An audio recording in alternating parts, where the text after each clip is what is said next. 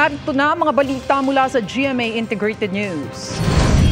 Isa ang nasawi sa pagbagsak ng second floor ng St. Peter the Apostle Church sa San Jose del Monte, Bulacan. Ayon kay Mayor Arthur Robes, hindi kinaya ng babaeng edad 80 ang kanyang tinamong injuries. Mahigit 50 naman ang sugatan. Sabi ng parish priest, kinain ng anay ang second floor na gawa sa kahoy. Hindi muna ipagagamit ang natitirang bahagi nito.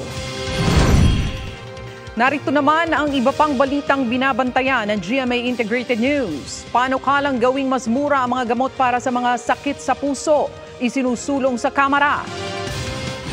Mga opisyal ng kumpanyang nagmamay-ari sa lumubog na barkong nagdulot ng oil spill sa Oriental Mindoro noong nakaraang taon, inirekomendang kasuhan ng DOJ.